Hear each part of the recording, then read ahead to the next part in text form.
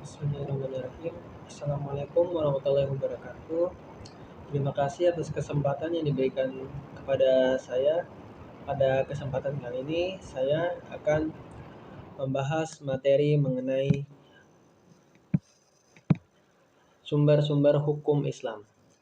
Sebelumnya, saya ucapkan terima kasih kepada dosen saya, yaitu Bapak Dosen Syihabuddin, yang telah membantu dan membimbing saya sehingga saya dapat mengerjakan UTS pada kesempatan kali ini dengan lebih baik. Salawat dan salam tak lupa kita curahkan kepada junjungan besar Nabi kita Nabi Muhammad Sallallahu Alaihi Wasallam, yang karenanya kita dapat hidup di zaman yang cerah benderang seperti saat ini. Oke, langsung saja kita masuk kepada materinya, yaitu yang pertama adalah latar belakang. Nah, sumber hukum Islam yang paling utama dan pokok dalam Islam untuk menetapkan hukum dan memecah masalah dalam mencari jawaban atas suatu persoalan adalah Al-Quran dan Al-Hadis.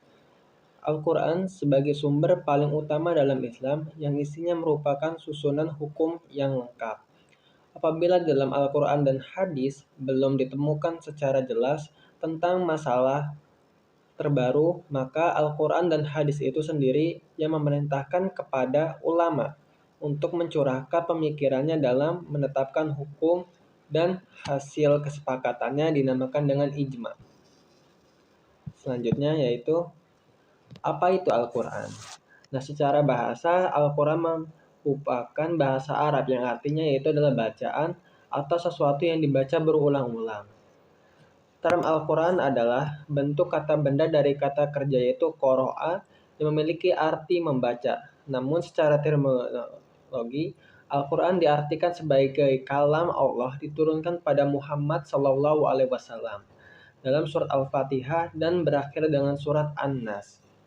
Selanjutnya, Al-Quran adalah kitab suci agama Islam yang dianggap sebagai firman Allah Subhanahu wa Ta'ala yang diturunkan kepada Nabi Muhammad Sallallahu Alaihi Wasallam melalui perantaraan malaikat Jibril. Al-Quran terdiri dari 114 surat yang terdiri dari ayat-ayat yang diturunkan kepada Nabi Muhammad selama masa pengajaran dan dakwahnya di Mekah dan di Madinah. Al-Quran dianggap sebagai sumber ajaran utama Islam dan menjadi pedoman bagi umat muslim dalam menjalankan kehidupan sehari-hari, mencari kebenaran, serta mendapatkan petunjuk dari Allah Subhanahu wa Ta'ala. Al-Quran juga dianggap sebagai mukjizat Nabi Muhammad Sallallahu Alaihi Wasallam karena keindahan dan keagungan bahasa Arabnya, serta ketetapan dan kebenaran isi kandungannya. Selanjutnya, yaitu adalah Al-Quran sebagai sumber hukum.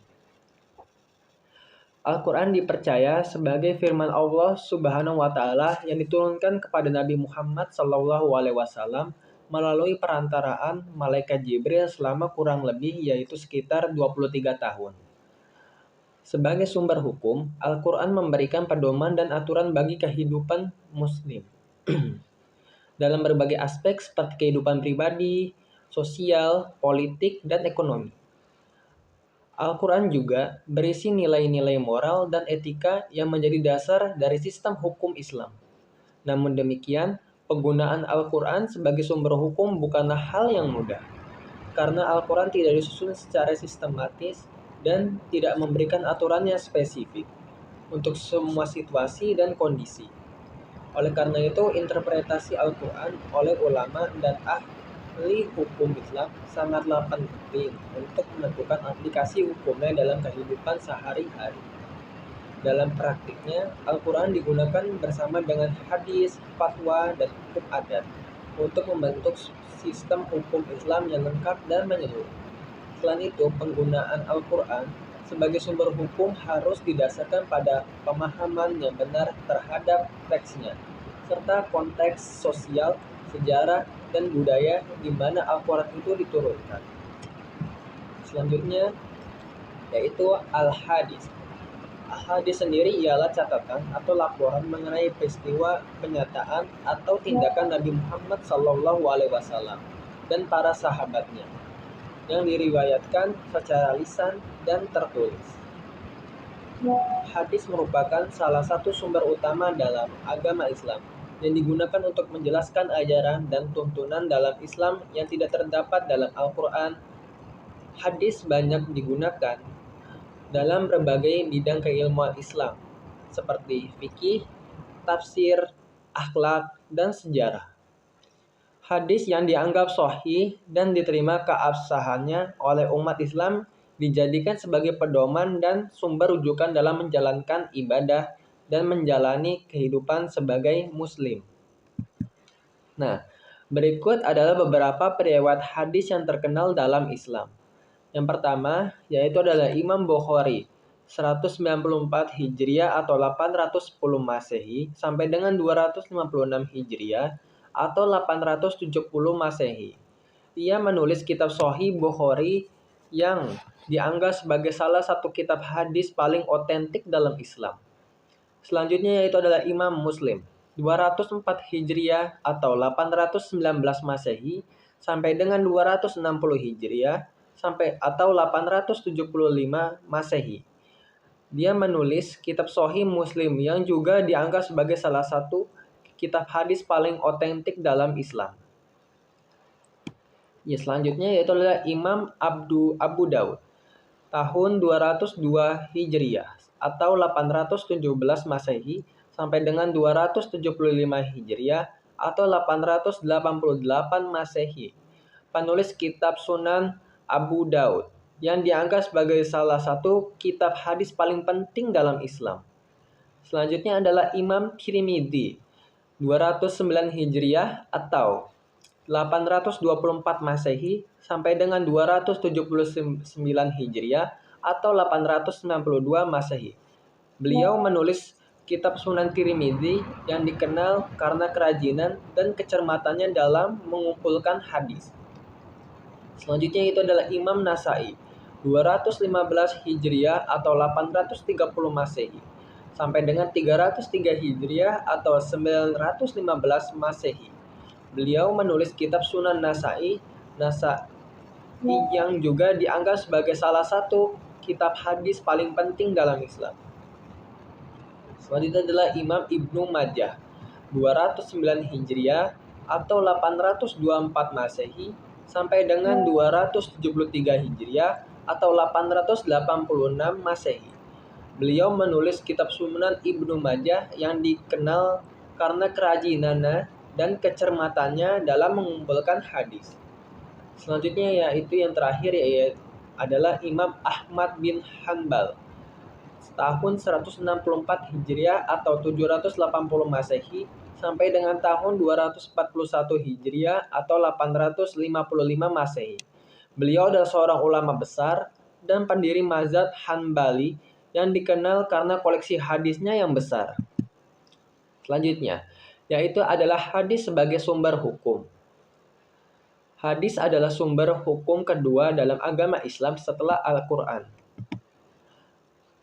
Hadis adalah catatan mengenai perkataan, perbuatan, dan kehidupan Nabi Muhammad SAW, serta ucapan dan tindakan sahabat-sahabatnya yang dicatat oleh para perawi. Hadis sering digunakan oleh para ulama untuk memahami dan menafsirkan hukum Islam yang terdapat dalam Al-Quran. Namun, perlu dicatat bahwa tidak semua hadis dianggap sahih atau benar oleh para ulama, dan ada banyak hadis yang dipertanyakan keasliannya. Oleh karena itu, para ulama harus mempelajari dan meneliti hadis secara cermat dan teliti sebelum mengambil kesimpulan tentang hukum Islam yang ditarik dari hadis tersebut. Selanjutnya, selain itu para ulama juga harus memahami konteks sejarah dan budaya di mana hadis tersebut diucapkan dan dicatat, karena hal ini dapat mempengaruhi pemahaman dan tafsir hadis. Dalam hal ini, ulama juga mengkonsultasikan hadis sebagai prinsip-prinsip hukum Islam lainnya, seperti ijma atau kesepakatan ulama, dan kias, yaitu analogi. Secara keseluruhan, hadis adalah sumber hukum penting dalam Islam. Tetapi, penggunaannya harus didasarkan pada pemahaman yang cermat dan kritis oleh para ulama. Yang terakhir yaitu adalah ijma. Ijma atau bisa juga diija dengan ijma atau ijma, istilah bahasa Arab yang digunakan dalam konteks hukum Islam untuk merujuk pada konsensus para ulama atau ahli hukum Islam mengenai suatu masalah hukum. Ijma dianggap sebagai salah satu dari 4 sumber hukum Islam yang sah, selain Al-Quran, Sunnah atau hadis, dan kias, yaitu analisis analogi. Secara harfiah, ijma berarti kesepakatan atau persetujuan. Dalam konteks hukum Islam, istilah ini mengacu pada kesepakatan para ulama mengenai interpretasi dalam penerapan hukum Islam pada masalah tertentu. Mengenai interpretasi dan penerapan hukum Islam pada masalah tertentu. Dalam prakteknya, ijma terjadi ketika para ulama sepakat pada suatu masalah tertentu, berdasarkan dalil-dalil yang ada, baik itu Al-Quran, Sunnah, maupun Qiyas. Meskipun penggunaan ijma sebagai sumber hukum Islam masih diperdebatkan oleh sebagian kalangan, namun secara umum, ijma dianggap sebagai salah satu hukum atau sumber hukum yang sah dalam tradisi hukum Islam.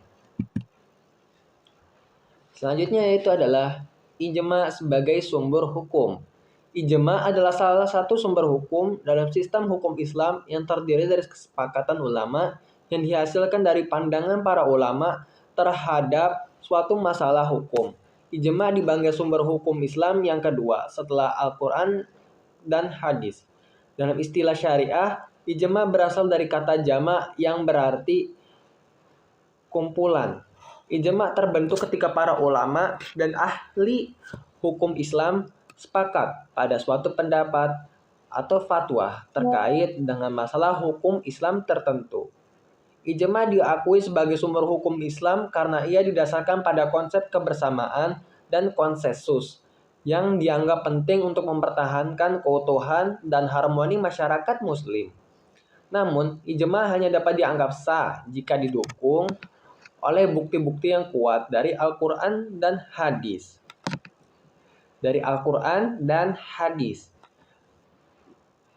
Meskipun ijma dianggap sebagai sumber hukum Islam, beberapa ulama dan ahli hukum Islam kontemporer mempertanyakan keabsahannya sebagai sumber hukum. Karena kesulitan dalam menentukan siapa yang dianggap sebagai ulama dan bagaimana cara mencapai kesepakatan yang sah. Namun, jika tetap menjadi sumber hukum, yang penting dalam sistem hukum Islam adalah dan menjadi landasan bagi fatwa dan keputusan hukum Islam. Baiklah, seperti yang saya jelaskan sebelumnya, ijma adalah kesepakatan ulama dalam suatu masalah hukum Islam setelah dilakukan kajian mendalam terhadap sumber-sumber hukum yang sudah ada. Nah, selanjutnya adalah contoh-contoh dari ijma itu sendiri. Yang pertama adalah ijma tentang adanya 5 rukun Islam, yaitu adalah syahadat, sholat, zakat, puasa, dan haji. Yang kedua adalah ijma tentang wajibnya menjalankan sholat 5 waktu sehari semalam bagi setiap pemeluk agama Islam yang telah muwakkalaf. Yang ketiga adalah ijma tentang wajibnya membayar zakat bagi setiap muslim yang memiliki harta tertentu. Yang keempat adalah ijma tentang hukum haramnya riba atau bunga dalam transaksi keuangan.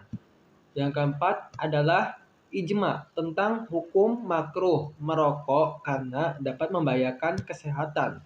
Nah, namun teman-teman perlu diingat bahwa tidak semua ulama setuju terhadap hasil ijma tersebut. Dan ada perbedaan pendapat yang muncul dalam pemahaman terhadap sumber-sumber hukum Islam. Nah, terima kasih kepada teman-teman semua. Sebelumnya saya mengakhiri presentasi pada kesempatan kali ini. Saya ingin mengucapkan terima kasih kepada kalian semua atas perhatiannya. Nah, jika kalian memiliki pertanyaan atau tanggapan, atau jika kalian tidak setuju dengan pernyataan saya sebelumnya, kalian bisa membalasnya dengan memberikan chat di kolom komentar. Dan saya harap informasi yang saya berikan dapat membantu Anda semua. Terima kasih. Wassalamualaikum warahmatullahi wabarakatuh.